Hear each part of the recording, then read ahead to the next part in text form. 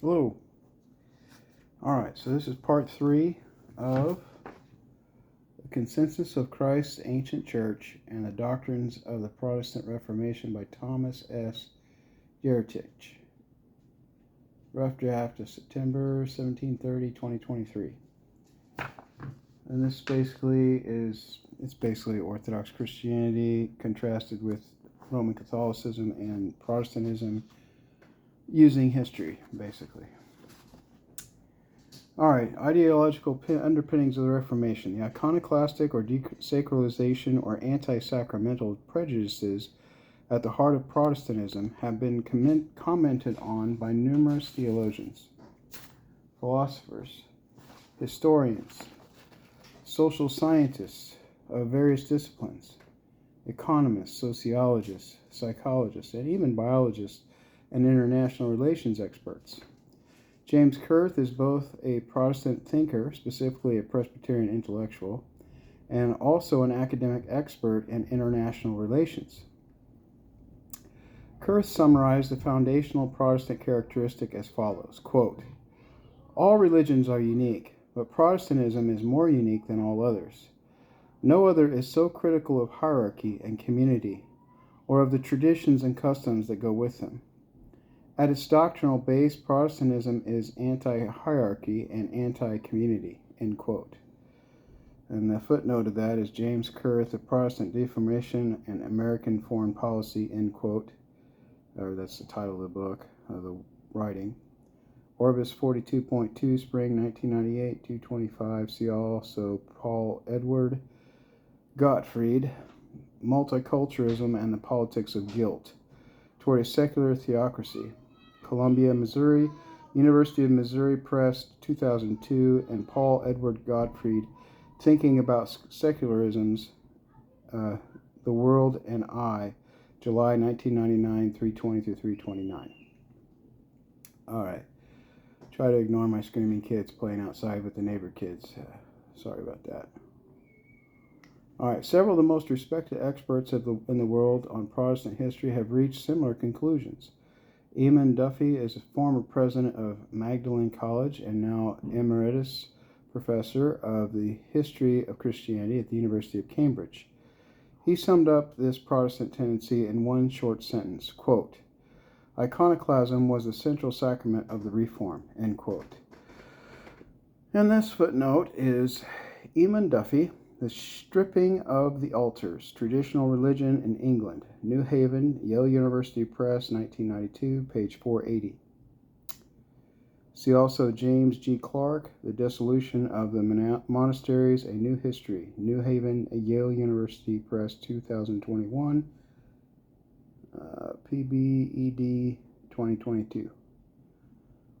All right, that was that bookmark. All right, so Carlos M.N. Erie of Yale, I'm not sure how you pronounce it, E-I-R-E, of Yale, is the author of what is possibly the best recent scholarly history textbook on the Protestant Reformations. He notes that the followers of John Calvin were even more extreme than the followers of Luther. It is worthwhile to quote Ear's conclusion about Calvinism and the secularization of the West at length. The evidence, according to Ear, proves that Calvinism brought about a revolution in worldview that rejected historic Christian teaching on sanctification. Footnote number 20. A redefinition of the boundaries between the human and the divine, the world and the church, the natural and the supernatural, matter and spirit. It was a new worldview, a major paradigm shift in the definition of reality. This Calvinist redefinition of the sacred was revolutionary on two fronts. First, it was a theological and epistemic upheaval, a cognitive iconoclastic crusade against the medieval worldview and against the paradigm of mystical union with God that church and society had promoted for centuries as the ultimate human goal. John Calvin recoiled in horror at the thought that humans might claim any sort of divinization or gain intimacy with the divine. Calvin had no place in his theology for miracles either. Calvinists as a whole embraced this worldview of Calvin's, bringing about a desacralization of the world, a disenchantment, which made the earth itself less charged with the otherworldly and supernatural, but at the same time lent an aura of divinity to those who were God's elect, according to Calvinists. This desacralization of the world, which went hand in hand with the near divinization of the elect, redefined the relationship not only between humans and God, but also between church and state, rulers and subjects. It's a long footnote. I've got to go to the next page. Oh yeah, that's a really long footnote. Alright, so when all is said and done, this momentous realignment of the axis between heaven and the earth is why Calvinists can be seen as reformers of the Reformation and avatars of modernity. Excuse me, end quote. Carlos M. N. Ear, Reformations, the Early Modern World, 1450 to 1650. New Haven, Yale University Press, 2016. See the very similar comments in Carlos M. N. Erie, Calvinism and the Reform of the Reformation in Peter Marshall edition, Oxford Illustrated History of the Reformation, Oxford University Press, 2015. Carlos M. N. Ear, Calvinism and the Reform of the Reformation in Peter Marshall edition, the Oxford Illustrated History of the Reformation, Oxford University Press, 2015. Carlos M. N. Calvinism and the Reform of the Reformation in Peter Marshall edition, the Oxford History of the Reformation, Oxford History Press, 2022. Carlos M. N. Erie, They Flew, A History of the Impossible, New Haven, Yale University Press, 2023. Alexandra Washam, Reformation Legacies in Peter Marshall edition, the Oxford Illustrated History of the Reformation, Oxford University Press, 2015. Alexandra Walsham, Reformation Legacies in Peter Marshall edition, the Oxford History of the Reformation, Oxford University Press, 2022. So that was a lot of references in one reference. All right, back to the outline here. Like John Calvin, Martin Luther was also a desacralizer and secularizer, especially when it comes to Christian asceticism, virginity, celibacy, monasticism, and marriage. Another top textbook from Oxford on the Protestant Reformation states that as a general principle, Protestants condemn vows of celibacy. Footnote 21, Crowther, page 669. Crowther, page 669. Okay? That's going to come up here a lot in the next paragraph. Protestant reformers asserted that celibacy was unnatural, contrary to God's plan for his creation. Same reference, number 22. Protestants asserted that abstinence was a kind of good work, analogous to fasting and other forms of mortifying the flesh. Footnote number 23, same source, Crowther, page 669. Protestants leaders even went so far as to pick and choose verses from the scriptures in order to falsely argue that, quote, celibacy was a violation of the divine plan for humankind, end quote. Footnote number 24, Crowther, page 669. Protestant reformers even denounced celibacy as immoral. Footnote number 25, Crowther, 669. Luther's hatred towards Christian monasticism and asceticism became widespread throughout the Protestant Reformations and in Protestant denominations to this day. As the Oxford Handbook of the Protestant Reformation states, quote, Protestants condemn vows of celibacy, end quote, and asserted that celibacy was, quote, unnatural, contrary to God's plan for his creation, end quote. They asserted that abstinence, quote, abstinence was a kind of good work, analogous to fasting and other forms of mortifying the flesh, end quote. Protestant leaders even went so far as to pick and choose verses from the scriptures in order to falsely argue that, quote, celibacy was a violation of the divine plan for humankind, end quote. Protestant reformers even denounced celibacy as immoral, end quote. 26. Kathleen M. Crowther, Sexual Difference in Ulinka Rublak edition, The Oxford Handbook of the Protestant Reformations, Oxford University Press, 2017. PBCK, semicolon, 2019, pages 667 through 687 at 669. All right. Sorry about all the footnotes, but people get offended when you read this stuff, and it's history, and I don't mean to offend anybody. I'm just reading history, so it's a summary.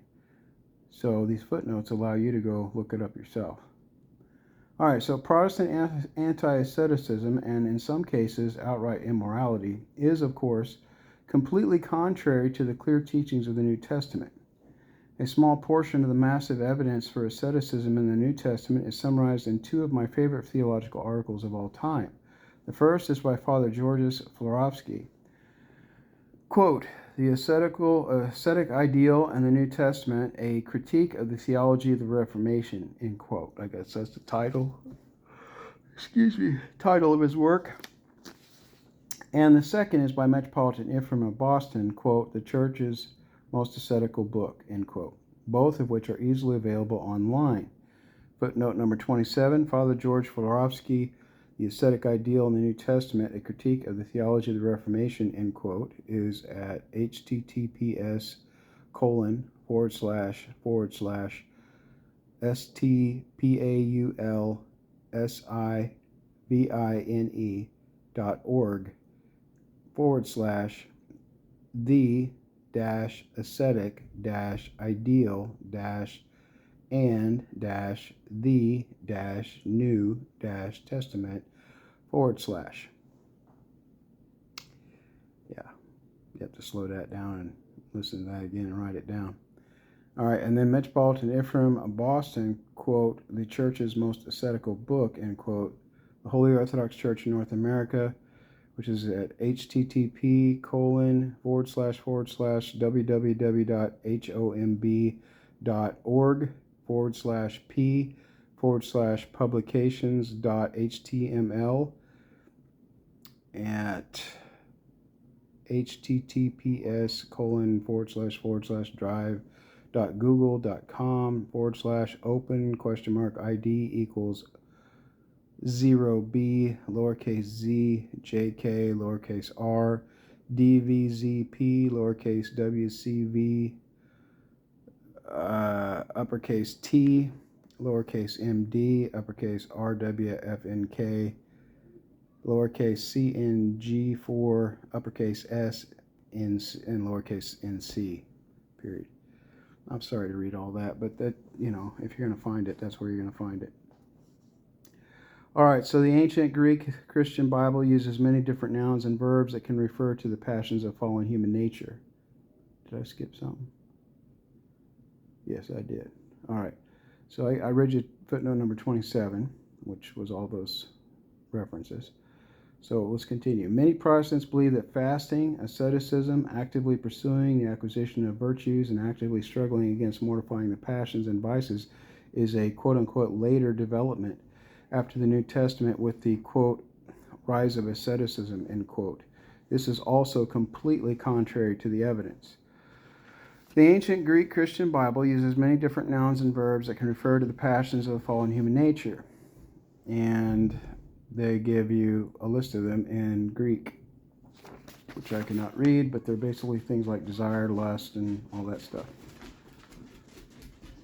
Movement, impulse, appetite, passion, suffering, composure, dispassion. All right, so the English Bible translations are widely inconsistent in translating these words, and some avoid the word passion. By my own rough count, using Greek concordances, 28 footnote, I'm sorry for all the footnotes, but here we go again. Edwin Hatch and Henry A. Redpath, A Concordance to the Septuagint and Other Greek Versions of the Old Testament, including the apocryphal books. 2 volumes plus supplemental Graz, G-R-A-Z. It's in German. Yeah, I'm not going to read all that, but you can look that up yourself, because this is a paragraph of very difficult names to pronounce, and they're in foreign languages. And I'm I would just be butchering that for the next 2 or 3 minutes, and that would be ridiculous. But you can look up that book, A Concordance of the Septuagint and Other Greek Versions of the Old Testament. All right, that's the footnote there. And that was footnote number 28. The Orthodox Greek Bible refers to the Passions, especially using the words, they've got Greek words there, which I can't pronounce. 120 times those words are there. Even some Protestant Bible translations now use the word passion. 2 recent scholarly translations of the Bible, the English Standard Version and the New Revised Standard Version, updated edition, use the word passion a total of 93 times. By my rough count, also using Greek concordances, the Orthodox Greek Bible refers to fasting 91 times, and the Protestant English Bible translations, which have fewer books, refer to fasting approximately 70 times. The point here is that the ancient Christian Bible refers to passions and fasting roughly 211 times. The words are there, even in truncated Protestant translations. And more importantly, the Orthodox Christian doctrines about about fighting passions and about fasting and asceticism more generally are there in abundance in the Christian scriptures, in virtually any edition or translation that one may consult. Protestants often focus on quote-unquote word studies, like I have utilized above, when they study the scriptures, but because of their modern Protestant traditions and prejudices quite contrary to ancient Christianity, they strongly de-emphasize biblical teaching on these doctrines. This goes back directly to Luther and his emotional hatred for asceticism, and to even more radical early Protestants who officially engaged in immorality. The Testament is quite clear on asceticism. 2 Peter 1:4 refers explicitly to Christians escaping from the corruption that is in the world because of passion, lust, desire, and of becoming communicants of the divine nature. Galatians 5:24 teaches us that, quote, those who belong to Christ have crucified the flesh with its passions and desires, end quote. Titus 2:12 teaches that God's grace trains us to renounce impiety and worldly passions, and in the present age to live lives self-controlledly, righteously, and piously, end quote. 1 Timothy 5 even refers to an early type of nun or female monastic who are called, quote, the true widows, end quote. 1 Timothy 5:3 and the, quote, the true widow, end quote, who, quote, continues in supplications and prayers night and day, end quote. 1 Timothy 5:5. No matter how one approaches the Holy Scriptures, whether following the Holy Fathers or using academic, quote-unquote, word studies, as Protestants often do, it is incontrovertible that the Old and New Testaments have countless passages that teach about passions, asceticism, and even monasticism, and more generally, in countless passages, the Bible teaches about the necessity of good works. It was specifically because of the Holy Scriptures' emphasis on good works that Martin Luther threw out several books from the Old Testament and tried to throw several books out of the New Testament, only to relent in the face of criticism from supporters. The books that he tried to remove from the New Testament were Hebrews, James, Jude, and Revelation. He was minded to do this specifically because these inspired books contradicted Luther's preferred views on salvation by grace through faith, quote-unquote, alone. Footnote number 29, Paul E. Capetz, C-A-P-E-T-Z, in his book Recovering Protestantism's Original Insight, Luther's Heritage and Theological Criticism of the Bible, Eugene, Oregon, Cascade, 2023. Based on the massive amount of historical evidence, only a tiny fragment of which could be mentioned here, we are forced to conclude that the inner core of the Protestant Reformations and all of Protestant sects that followed it was protest, quote-unquote, protest against historic Christianity and even against the clear teaching of Holy Scripture itself. Protestants protest against Christianity itself. And there you go. I finished it. That was the end of that one. I got another one here, but I don't think it's complete. I think it's missing pages, so I'm not going to read that. So, I hope that was edifying and that you learned something. And if you didn't, then I'm sorry. I tried. I didn't write this paper, but I've read a lot of books that say the same thing, history books, and I'm not very polished at doing this, but that's not really the point. The point is just to get the information out there, and I know there's people that do this better than I do, but I think the more people that present the information from a historical perspective, summarizing books, the more people that do that, the more opportunity people have to see that the ones who do speak up are not just isolated freaks in nature, that they're actually presenting real history that people should actually do some research on and see for themselves, because there's not enough of that. There's a lot of talk about misinformation being put out, and this is exactly kind of a microcosm of all that. I mean, there's tons of information out there about Christianity that's totally false, that doesn't even come close to touching any of this information, and it's just completely glossed over. And so there's enormous amounts of disinformation out there about Christianity, and so the more people, even lay people like myself that aren't polished, that can put the truth out there for people to research and look up themselves, ideally the better.